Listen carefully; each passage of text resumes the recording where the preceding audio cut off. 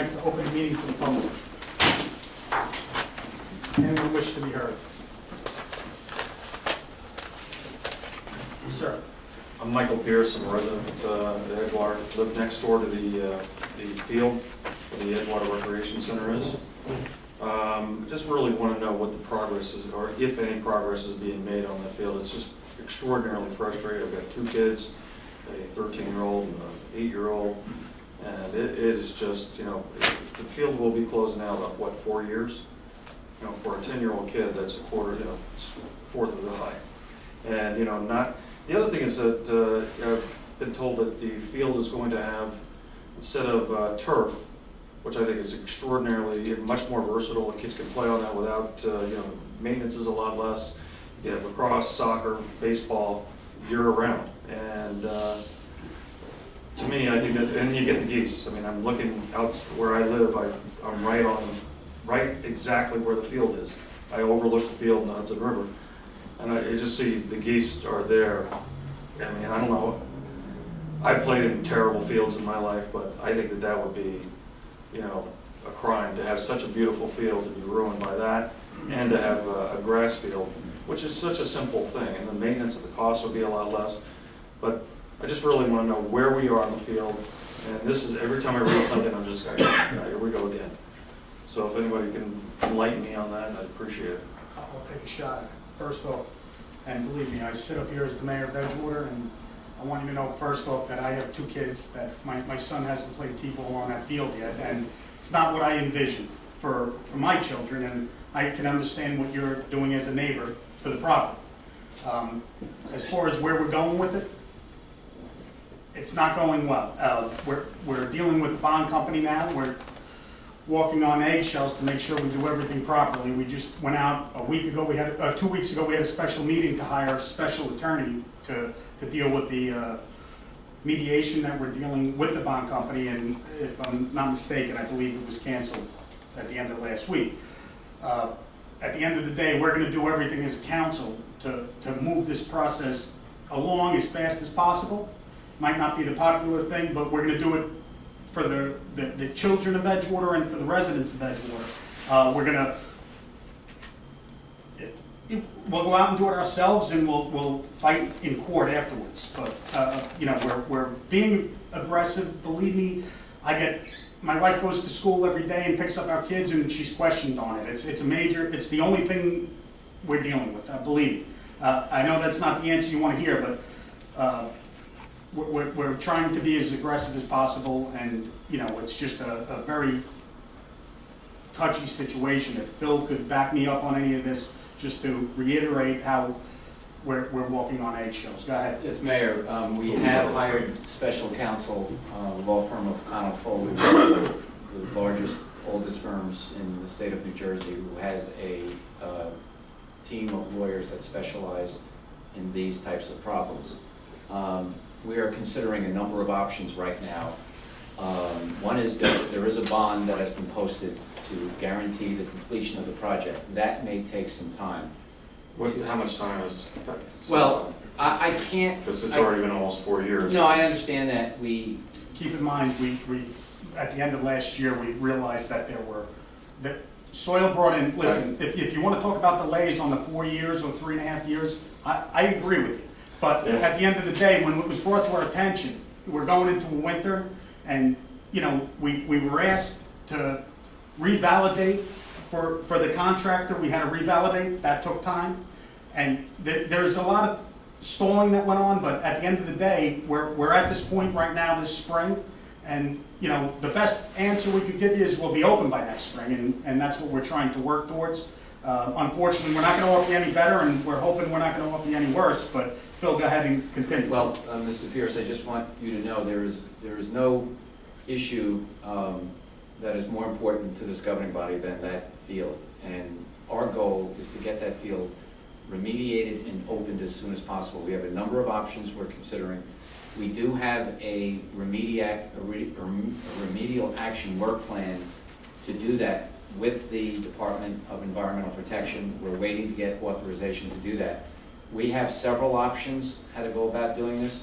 One of the options could be, we have not paid the contractor in full, we still retain a large part of that money. That money could be used to remediate it, and if necessary, the borough will consider other options to complete the field, and as the mayor said, go after those responsible parties later on or Yeah. while we're doing this. So you can be assured there's not a day that goes by when we don't think about this problem and how to resolve it as quickly as possible. So, You know, just so you think about the kids in the community, that's the thing, you know? They've got great, I mean, Jill Sullivan is absolutely phenomenal down, but she can only do so much with the summer programs. And, you know, now I'm scrambling out, okay, where am I gonna send my kids this summer? Where are we gonna, you know? yeah. And it's just, Yeah, that, you it's- see that feel like, oh my God, here we go again. Look, it's a heartache for everybody. It's kind of unfortunate that it happened, and as you can imagine, people pointing fingers at one another, and nobody has really stepped up to, you know, take full responsibility. So it's our job, we know that, to deal with this situation as best we can and get that field open. That's our goal. We are going to do that, and we have options that we have to, you know, weigh. And What about the cost option as far as using turf versus grass? I mean, well, If I could say one thing, and that's a that's, debate. listen, as a council, I'm gonna be honest with you, I was for grass, all right, before this even started. Going into this, we did vote as a council on grass originally. Now, going into the remediation, well, actually, the validating of the results from the testing companies, it was thrown out there that, you know what, it could be easier Yeah. for the contractor to turf it, and we Right, could right, get right. this done a lot quicker. I am 100% against that, but at the end of the day, in 6 months from now, or 3 months from now, if we're in a position where this council decides that they want to go with turf, as long as it's on 100% clean soil, we're 100%. I'd pass off and lose that. I'm a grass guy because I don't know how many times my kids will have the smell of fresh cut grass, but at the end of the day, we're not going to do it to make it easier for the cleanup. The turf is the issue, I think, which, more importantly, we're not gonna use turf as a barrier because Because Covered of cap, we're dirt. not They going would to have to use the captive device. but we that's wouldn't, what- we'd use it for field activities, it Yeah. wouldn't be used as a, Well, I think you get more longevity out of the field. And I'm a grass guy too, but it's the maintenance of the grass and Stuff the in our, geese. stuff in our little You valley. still get geese. Not You as know. much. Well, you know what, it's a discussion we can have at another time when we're ready to we're finish the ready to field. go on that. And, you know, like I said, I did originally go with grass, and I'm fine with whatever we decide as a council, or whatever, you know, but I'm not gonna do it to leave any kind of contaminated Of field. course, of course. I mean, That's- it's just that's where we're at with it. ridiculous. So, I mean, I to hope- wait all this time and then to do it like that. That's right, it's not gonna be a, you know, last we minute could get there. fix. Looking forward to that discussion. Okay. Hope I Set my answered pace. your question. Answer your concerns, yeah. I don't know how close you are to the field, I'm right next door to it. I mean, it's right across the fence. Yeah, I'm within a block, and All my right. intention was to spend a lot of time with my kids there. Yeah, it's We great. have not, How many, what are your ages of your kids? 8 and 6. Yeah, There's only so much you can do in the yard. yeah, you can ride your bikes there and everything. Anyone else wish to be heard about it?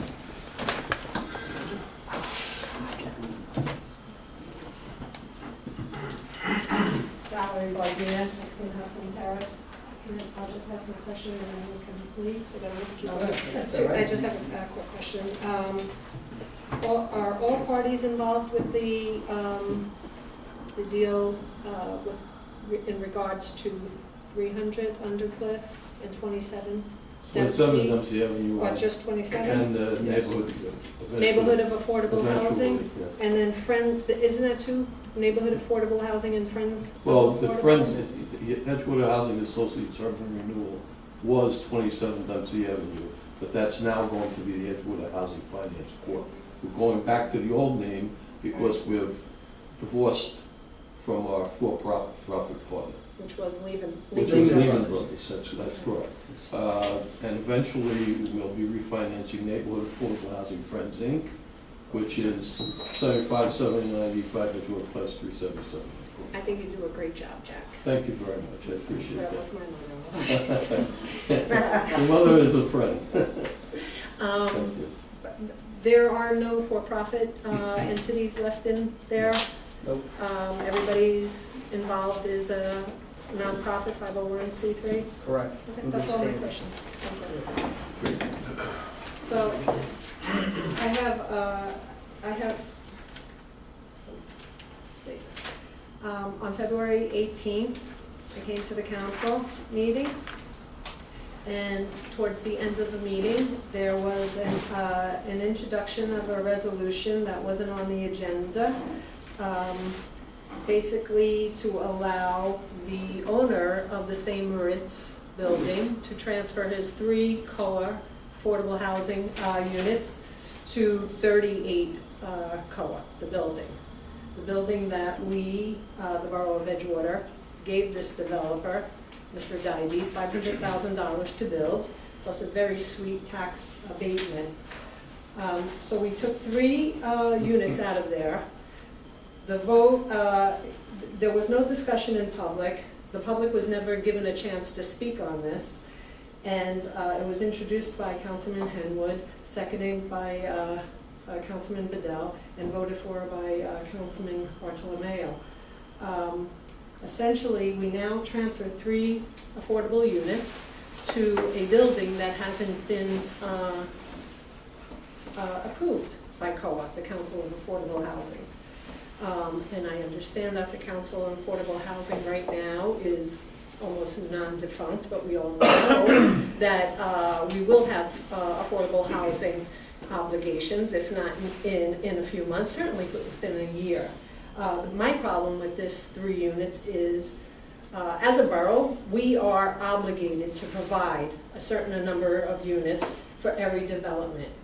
And if that developer, in this case, has now transferred his obligation, and we are now have it in 38 COA, and that building is not approved, we're still obligated to provide 3 units of affordable housing that was previously approved. Valerie, can I interrupt you real quick, just to, I know on work sessions, I try to give more time with, but I believe the request was to see if we could transfer the affordable housing. We would have no problem if COA approved it. COA did not approve it. Approved it, COA never did happened. not approve the They transfer. did not approve So the he, transfer, so the whole vote was just a, I believe the vote was Exercise. He for. went to COA and asked them. Okay, so and they- you were If going you want to hear to- the answers, that you asked the question. okay, He well, went to COA. let me finish my sentence, Okay, and then you can listen, I'm answer. not looking to interrupt anybody, and everybody will have their time. All I'm trying to say is, I don't want you to think that it got approved or it's going through. Okay, that it didn't get approved by It did COA, not get approved by the COA. transfer of the 3 units. I believe all they were That was asking the for, 3 Michael units. asked There for, was only was to 3 give them the units. Those 3 opportunity. units. And, yeah. The transfer never happened because it was never approved, and I think my understanding, the building's sold now, so it's. Yes, well, that was my point, the building sold within that week, the deal was sealed for 120 million. There's a My deed concern- restriction for 3 COA units that remain in it. Okay, that was my concern, that we transferred because you voted affirmatively. We There didn't were vote to 3 votes. transfer, we Valerie, voted Valerie, to he allow voted COA to give make a it- Let me decision. just make it clear, Mike, and just so we're not gonna argue back and forth. We voted, what the vote went for, Valerie, was if COA approved it, would the council Okay, consider it? well, And- that's great news then, that the borough didn't lose 3 units. And this was really a stickler on my side, because when you came out and you voted, you also voted to enter into litigation. And when you came out, I was smiling, and Mr. Vidal was furious that I was smiling, because he thought I was smiling about the stick that you were entering into litigation. He never bothered to ask me, and he started telling me that this is a really serious thing. And I agree with you. Litigation is really serious, and what happened at that ball field is really serious. And I've come here to every meeting as a taxpayer expressing my concern about that ball field. And I wasn't smiling because you voted to enter litigation. I was smiling, actually, that in one hand you're offering to to give him a little gift, and then on the next hand, you're going, you're making statements that you're going to, and going after, to the fullest and everything else. Your comment was, I told you this was gonna happen, but I tell you, I told you, mark my words, this was exactly what was gonna I happen. wasn't talking And to you had a you. smile on your face, bigger I than you was would not, have. you just came That sounds out of good. there, and I wasn't talking to you. I was talking to somebody else, and you don't even know what I was referring Right, I to. know. You should have asked me. Right. Instead of yelling, but I'm not, you know what, That's not what- that's not what I'm here Okay. for. The litigation with the fields, has there been a determination about the status of the corporation of Waterside Construction? I know what we went in. That's being looked into. Okay. That's being looked into, the status of and we've already paid $3 million up front, right? Yes. So taxpayers money, $3 million. Okay, thank you. Anyone else wish to be heard? Seeing none. Actually, yeah, Dennis. I have a question. Could you tell us what's going on with all the construction in town? I mean, I understand this improvement's going on, but there's no, I haven't seen or heard anything at all to tell us what's going on and why, you know? Could you be more specific? More specific? Yeah. What would you like? Well, all up and down the road, we're constantly, having to go this way, go that way. Utilities. Yeah. Utilities, listen, I've done 1 million phone calls during the last week on River Road, Admiral's Walk especially. Yeah. They're running lines. Do they benefit Edgewater? Most likely not. They're for the development up in Fort Lee. But it's very hard dealing with utilities when it comes to them upgrading their services. So we have to be a good neighbor and deal with it, and that's what we're doing. Thursday night, I believe, we had the entrance and exit of Admiral's Walk closed up. Believe me, I knew about it before going in, and I spoke with the president of the association there. But believe me, she wasn't happy, and many residents received my phone number that night. So at the end of the day, we're working it the best we can. Chief Skidmore knows to be on top of, just reaching out to all of us to let us know what's going on River Road and whatever road, other, main vein we have in this borough. Okay, but could you proactively just come out and try to get information to the public without the public having to go to you to ask each individual? I haven't received a 911 update, so I don't know if you're able to sign up for it. That's what we're doing now with the 911 updates, but at the end of the day, we've constantly been discussing upgrading our website, and, we can do it better on our website, and that's what we're looking to do as a council, to have daily updates that can. Okay. Get signed up for a 911, because every day or every day that he does it, it comes right to you and tells you what's going to happen. And there's a ton of people on it, right? Great, how come more people here? Kevin, hold I'm on. going to sign up for it. Dennis. No, go ahead. I want to know, is there a better way we can, so you have an opportunity to know, I'm sure everyone else, to sign up for the night? Yeah, they just have to go to the homepage of the website, and on the bottom right, there's the registration. They just have to put in their cell phone, any alternative device, email, text message. And we typically do the emails and text messages for the road closures. If it's a major road closure, such as, I think we usually have the bicycle race that comes through, but I haven't gotten any information on that, so it may not happen this year. Usually that will send a voice message. But with the typical road closures and detours and things, you'll get an email and a text message, all at the same time. It works well. It'd be a route, but I'd appreciate it if you'd look into getting a, well, there are lots of municipalities around that basically are putting the goings-on here on the Website. the website. Mostly, yeah. Not a website, literally put it on television. Okay. There are lots of other towns doing it already. I don't know why we obviously can do a lot of things here. Why don't we do that? It makes it a whole lot easier to access. and more likely to be accessed. That's, you know what, that's something we consider as council. I agree with you on it, but at the end of the day, just so you know, Chief Skidmore came in and asked for some money when he had to deal with his budget. If you look on River Road, there are 2 signs out on the north end and south end that are, you know, they're talking about texting, and if you text, you drive, you pay, but, you know, we're gonna be putting out a lot more borough information on those signs. Are you talking about televising the council meetings? Yeah. Yes. Yes, yeah, and we attempted to try that with the lady who does the Fort Lee meetings, and we never had a channel set up, but I have no problem with doing that, that's what I said. Public access. Yeah. Mr. Bozier does it in Montvale. Montville, yeah, I look The at thing that. is, Yeah. It looks a once lot it's, better in Montville. yeah. Anything else? Yeah, but basically, it's a one-time thing. You put it into place and it should be trouble-free. We can look at that. Thank you. All right, anyone else wish to be heard? Seeing none, I'll close the open portion. At the same time, Billy and Jack, I'd like to thank you for staying. Good job. Yeah.